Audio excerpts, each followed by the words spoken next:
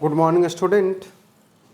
पिछले क्लास में हम लोगों ने डिस्कस किया था structure of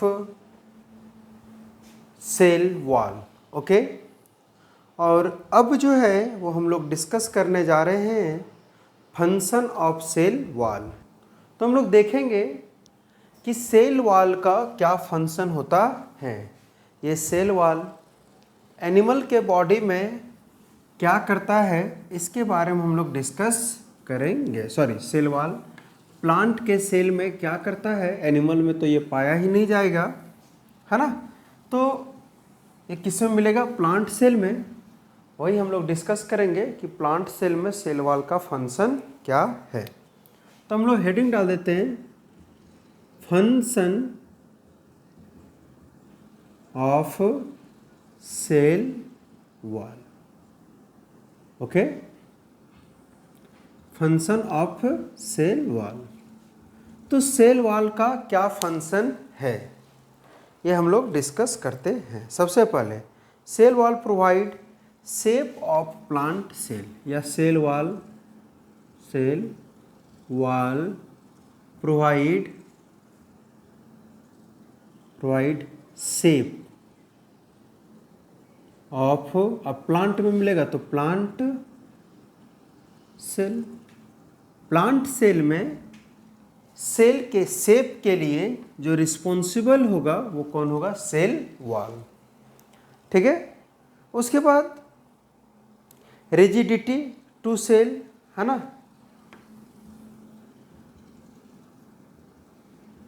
rigidity to cell, ये सेल में रिजिडिटी लाता है। ठीक है। और क्या हम लोग देखते हैं? हम लोग देखते हैं cell wall function as a barrier, है ना। हम लोग देखते हैं कि cell wall function as a barrier, cell wall function as a barrier to the entry of pathogen, barrier to the entry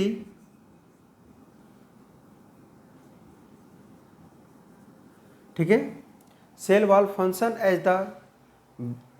as a barrier to entry the pathogen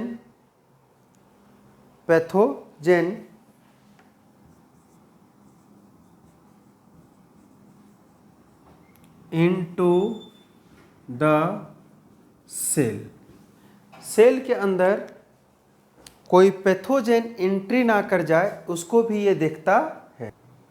तो ये pathogen किसको बोलते हैं? पैथोजेन बोलते हैं कोई भी जैसे बैक्टीरिया, वायरस, ये सब हो गया तो उसको पैथोजेन बोलते हैं। और आप लोग को पता होगा कि जितने भी प्लांट डिजीज हैं उसमें से 90% प्लांट डिजीज जो है वो बैक्टीरिया के द्वारा होता है, बैक्टीरिया के कारण होता है। तो सेल वॉल जो है प्लांट के सेल में पैथोजेन के एंट्री को बैन करता है, रोकता है। ठीक है। उसके बाद आप देखोगे क्या कि ये प्रोटेक्ट करता है प्रोटोप्लाज्म, है ना। It protect protoplasm, it protect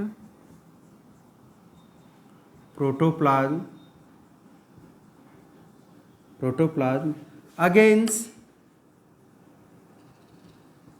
the mechanical injury,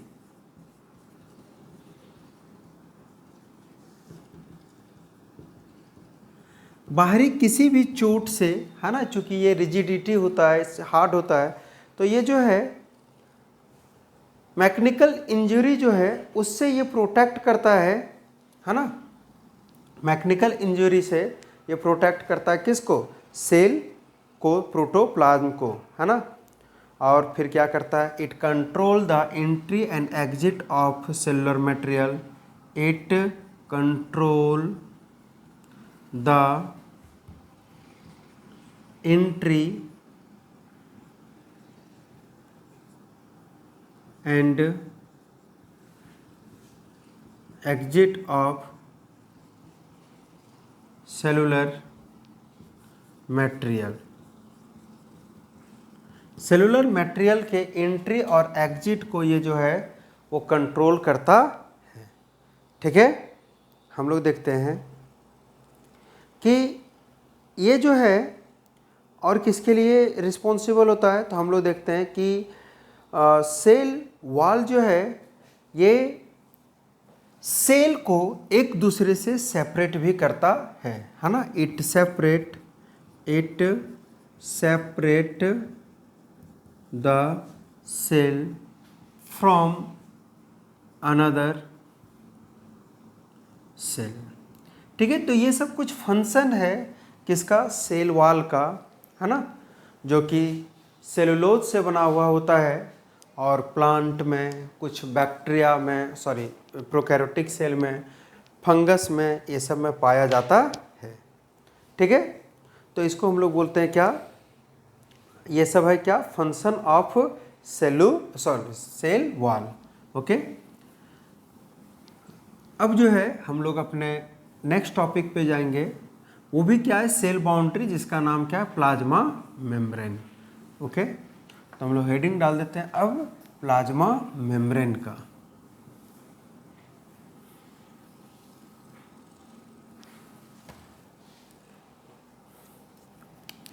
plasma membrane.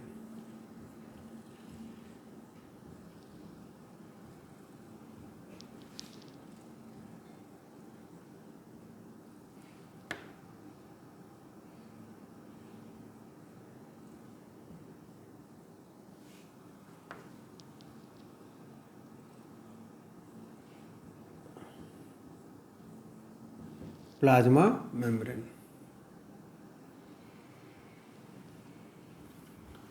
ठीक है, प्लाज्मा मेम्ब्रेन जो है वो क्या है, अगर हम लोग देखें प्लाज्मा मेम्ब्रेन के बारे में डिस्कस करें, तो प्लाज्मा मेम्ब्रेन ये भी जो है वो सेल का प्रोटेक्टिव कवरिंग है ना।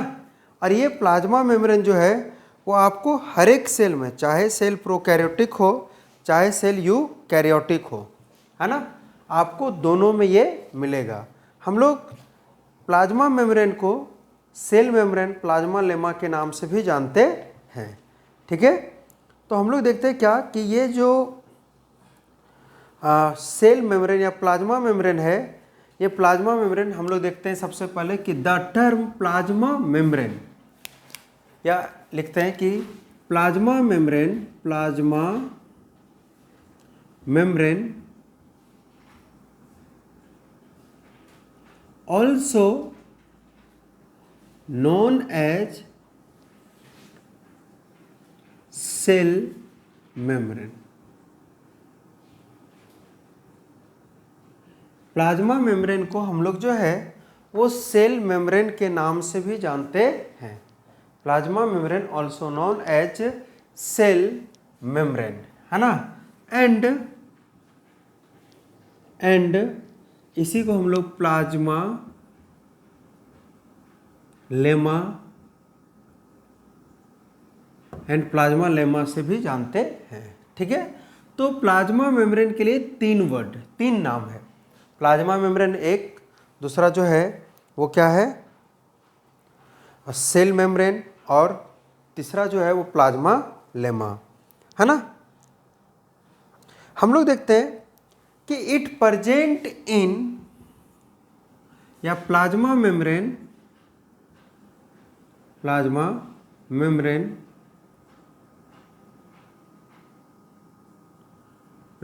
Present in all type of cell. जितने भी प्रकार के सेल होंगे, है ना, उसमें आपको ये मिलेगा। ठीक है, all type of cell like prokaryotic cell,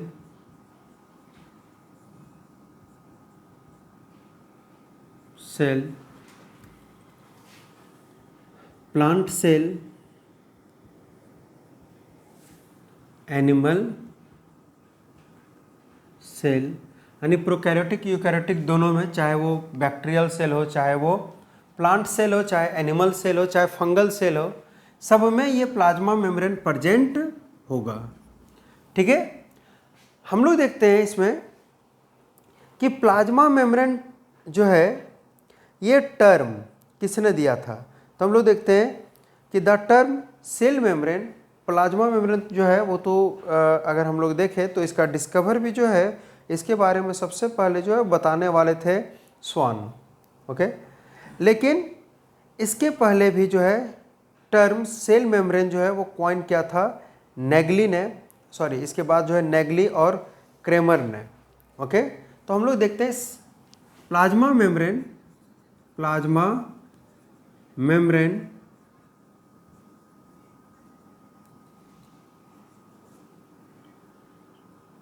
was first observed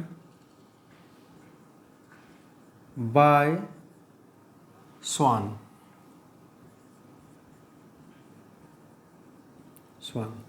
स्वान ने जो है इसको सबसे पहले ऑब्जर्व किया था इन 1839।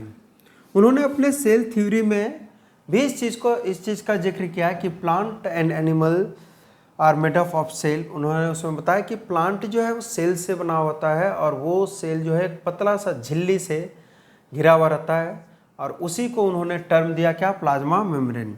तो प्लाज्मा मेम्ब्रेन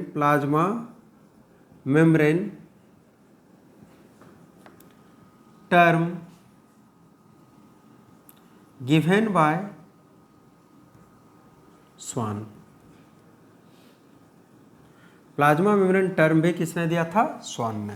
वहीं हम लोग देखते हैं cell membrane term given by, इसको जो देने वाले थे वो दो साइंटिस्ट थे। 1855 में उन्होंने दिया था, है ना। एक साइंटिस्ट का नाम था नेगली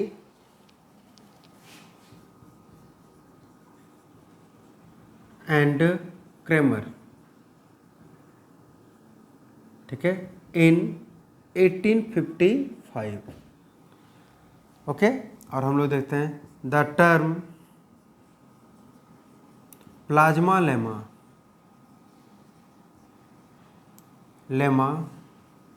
गिवन बाय, किसने दिया था, पॉलवे ने। ठीक है, जो प्लाज्मा लेमा टर्म है उसको देने वाले थे कौन, तो पॉल वे। कब दिया था इन्होंने, तो 1839 में। ओके, सॉरी 1831 में, 1931 में, सॉरी। तो यहाँ पे तीन टर्म, सबसे पहले आया कौन, तो प्लाज्मा मेम्ब्रेन, जिसका ऑब्जर्वेशन या जिसको डिस्कवर हम लोग बोल सकते हैं किसने किया था, स्वान ने किया था। ओके, अपने सेल थ्योरी में इसका जिक्र भी किया है। उसके बाद प्लाज्मा मेम्ब्रेन के बाद आता आपका सेल मेम्ब्रेन, जिसके बारे में नेगली और क्रेमर दोनों ने बताया था। ठीक है, 1855 को। और लास्ट में जो है वो टर्म जो प्लाज्मा मेम्ब्रेन है वो दिया था किसने, सॉरी प्लाज्मा लेमा वो दिया था किसने, तो पॉलवे ने। ओके, 1931 में। और उसने बताया था कि ये दोनों में प्रेजेंट होगा, चाहे प्रोकैरियोटिक सेल हो चाहे यूकैरियोटिक सेल हो, प्लाज्मा मेम्ब्रेन जो है वो दोनों में प्रेजेंट होगा। हम लोग देखते हैं कि प्लाज्मा मेम्ब्रेन प्रेजेंट इन या in eukaryotic cell, in eukaryotic cell plasma membrane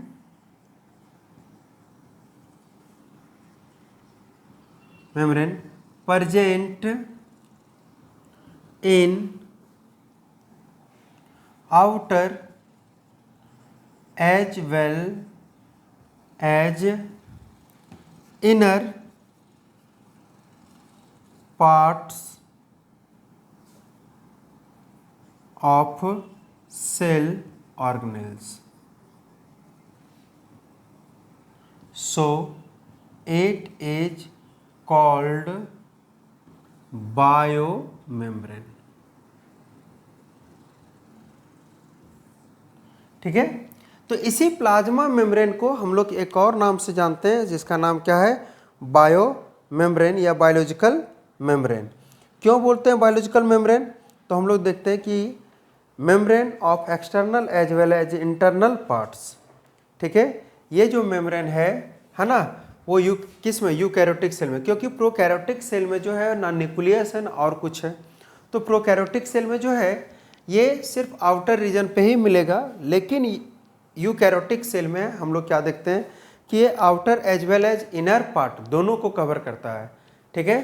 तो इसको बोलते हैं क्या, बायो मेम्ब्रेन। ओके, तो बायो मेम्ब्रेन क्या है? अगर आपसे पूछ दिया जाए कि बायो मेम्ब्रेन क्या है, तो आप बताओगे कि बायो मेम्ब्रेन प्लाज्मा मेम्ब्रेन को ही बोलते हैं। क्यों? क्योंकि वो आउटर, हम लोग बोल सकते हैं कि it is the membrane of outer as well as inner part of the cell. Okay, bio membrane.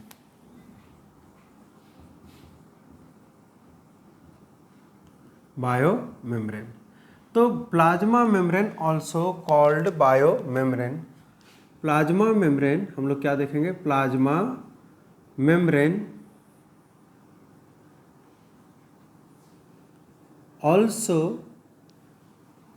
Called bio membrane.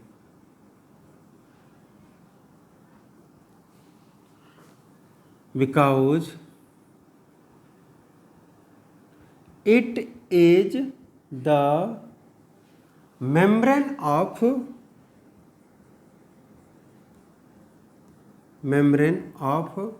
outer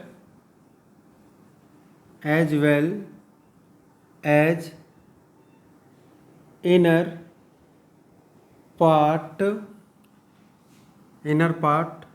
of the cell, ठीक है। जैसे अगर एग्जाम्पल के तौर पे देखें तो covering of vacuole called tonoplast. Covering of vacuole जो है वो क्या है, टोनोप्लास्ट। बट ये टोनोप्लास्ट जो है, tonoplast is a plasma membrane, ठीक है। नाम सिर्फ चेंज है ना, लेकिन वो क्या है, प्लाज्मा मेम्ब्रेन। हम लोग देखते हैं covering of nucleus. Covering of nucleus, इसको बोलते हैं क्या, न्यूक्लियोलेमा या न्यूक्लियर मेम्ब्रेन। तो वो भी क्या है, प्लाज्मा मेम्ब्रेन, सेम कंपोनेंट है। उसी तरह माइटोकॉन्ड्रिया को जो कवर किया वो भी क्या है, प्लाज्मा मेम्ब्रेन है। तो हम लोग क्या देखते हैं कि प्लाज्मा मेम्ब्रेन जो है वो सेल के आउटर पार्ट को तो कवर किया ही है, साथ ही साथ इनर पार्ट्स जितने भी हैं उन सबको कवर करके रखता है ना। इसीलिए इसका नाम पड़ गया क्या, बायो मेम्ब्रेन। जो भी सेल ऑर्गेनेल्स है ना, उसका जो कवरिंग है वो सेम है, किस से मिलता है, प्लाज्मा मेम्ब्रेन, सिर्फ नाम उसका चेंज हो जाता है, ठीक है। इसीलिए हम लोग बोलते हैं क्या, कि इसको प्लाज्मा मेम्ब्रेन को बायो मेम्ब्रेन के नाम से जानते हैं। और ये यूकैरियोटिक में ही इसलिए होता है क्योंकि ये आपको प्रोकैरियोटिक सेल में नहीं मिलेगा, क्योंकि प्रोकैरियोटिक सेल में कोई भी जो है वो सेल ऑर्गेनेल्स प्रेजेंट नहीं होता है, उसमें सिर्फ राइबोसोम होता है। और राइबोसोम जो है वो मेम्ब्रेन है किसका, तो वो मेम्ब्रेन है ही नहीं, वो तो सिर्फ आरएनए और प्रोटीन का कंपोजिशन है। ओके, तो हम लोग जो है वो देख रहे हैं किसको, प्लाज्मा मेम्ब्रेन को। अब हम लोग जो है वो देखेंगे कि ये प्लाज्मा मेम्ब्रेन जो है वो सेलेक्टिवली परमेएबल ट्राइलेमिलर स्ट्रक्चर होता है ना। हम लोग देखते हैं कि plasma membrane is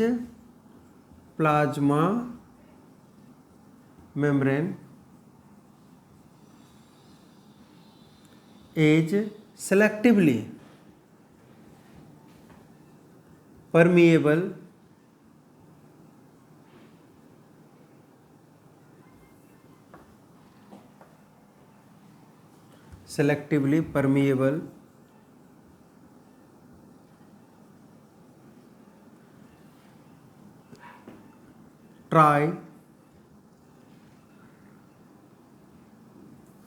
try lamellar structure होता है। ओके, ये जो है वो कैसा, तो ट्राई लेमिनर स्ट्रक्चर होता है, स्ट्रक्चर। ठीक है, यानी 3 लेयर से ये बना हुआ स्ट्रक्चर होगा। कौन? Plasma membrane. ओके, अब ये 3 लेयर जो है वो कौन कौन सा होता है उसको हम लोग डिस्कस करेंगे, है ना। तो प्लाज्मा मेम्ब्रेन क्या है? ये जो है अगर हम लोग सेल को बनाएं, है ना, एक सेल को अगर बाय द वे हम लोग इस तरह से एक सेल को बनाना चाहे तो हम लोग सेल में देखते हैं इसको कि कहाँ पे ये प्लाज्मा मेम्ब्रेन होता है। एक सेल को बना रहे हैं और इस सेल में हम लोग यहाँ पे बना दिए क्या? न्यूक्लियस। तो ये पूरा क्या हो गया? साइटोप्लाज्म। यहाँ पे पूरा साइटोप्लाज्म, इसी में पूरा सेल ऑर्गेनेल्स आपका जो है वो रहता है। अब ये जो है ये आउटर स्ट्रक्चर, इसको हम लोग बोलते हैं क्या? Plasma membrane. Plasma membrane. और अगर इस प्लाज्मा मेम्ब्रेन को हम लोग कट करके, है ना, और अगर इसको माइक्रोस्कोप में देखें तो हम लोग देखते हैं क्या कि ये 3 लेयर से बना हुआ होता है। एक ऐसे करके आउटर साइड से रहेगा, एक बीच और एक मिडिल।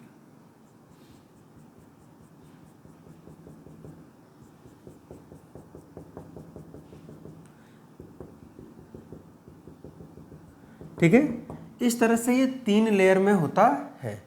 और इसको सेलेक्टिवली परमेएबल इसीलिए बोलते हैं क्योंकि ये सेल के अंदर सेलेक्टेड सब्सटेंस को आने देगा और सेलेक्टेड सब्सटेंस को बाहर जाने देगा, है ना। हम लोग देखते हैं कि ये हेल्पफुल होता है maintaining odourless inside the protoplast, और ये मेंटेन करता है डिस्टिंक्ट केमिकल, है ना, फिजियोलॉजिकल एक्टिविटी, ये सब को होने में, करने में। ठीक है, तो ये इसका फंक्शन होता है।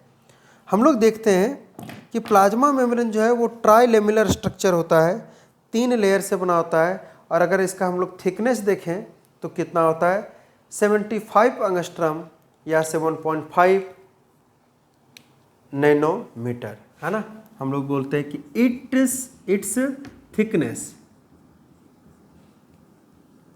थिकनेस इज अबाउट 75 एंगस्ट्रम, या फिर हम लोग देखते हैं अगर इसमें तो 7.5 नैनोमीटर।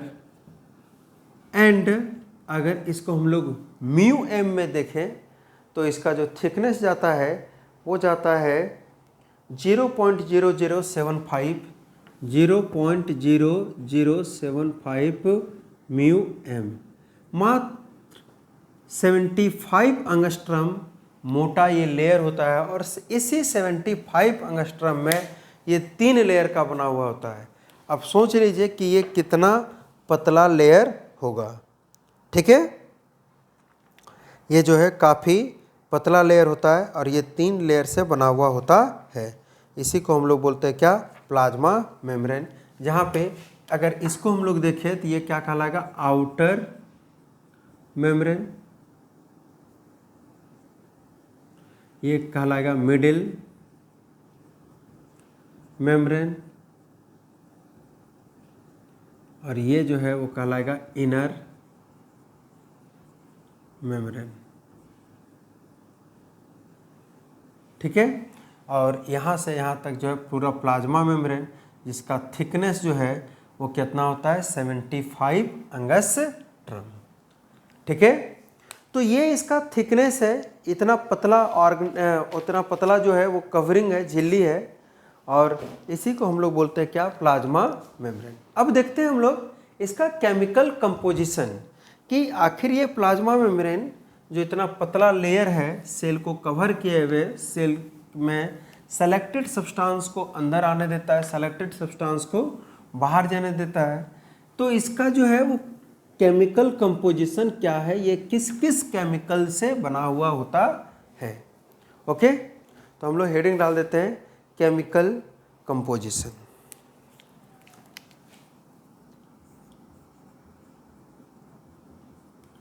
Chemical composition.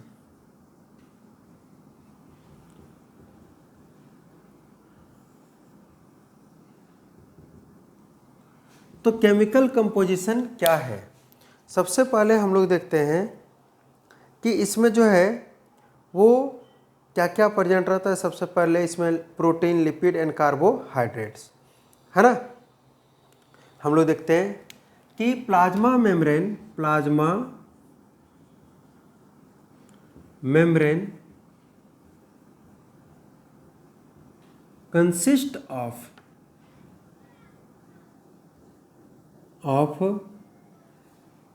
फॉलोइंग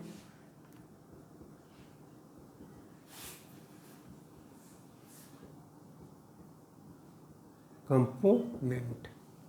सबसे पहला जो कंपोनेंट है उसका नाम है क्या? प्रोटीन।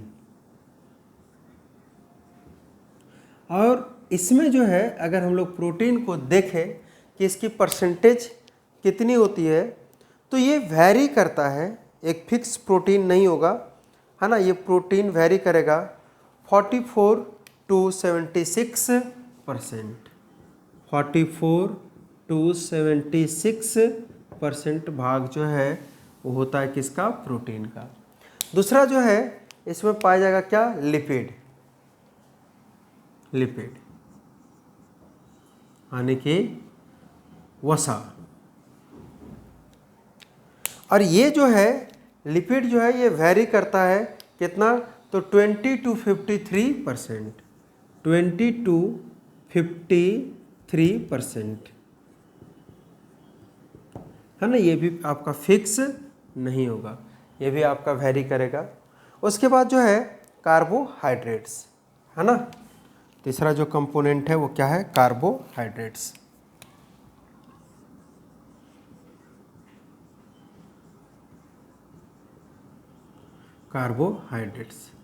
तो कार्बोहाइड्रेट्स जो है वो ट्रेस अमाउंट में मिलता है, बहुत कम मिलता है ना। मिनिमम 1 और मैक्सिमम 8%। ठीक है, ये तीन जो है वो केमिकल कंपाउंड है जो इसमें मिलता है ना। हम लोग देखते हैं कि in human erythrocytes contain 52% protein and 40% lipid, okay, and 8% carbohydrate. तो हम लोग देखते हैं इन ह्यूमन किसमें? तो ह्यूमन के इरेथ्रोसाइट्स पे यानी आरबीसी पे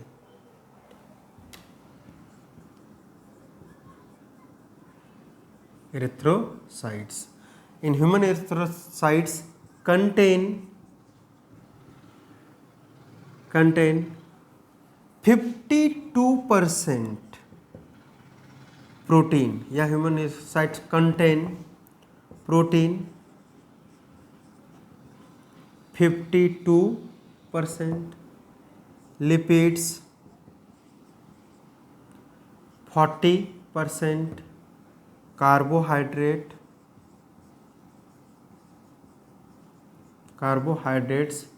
8%।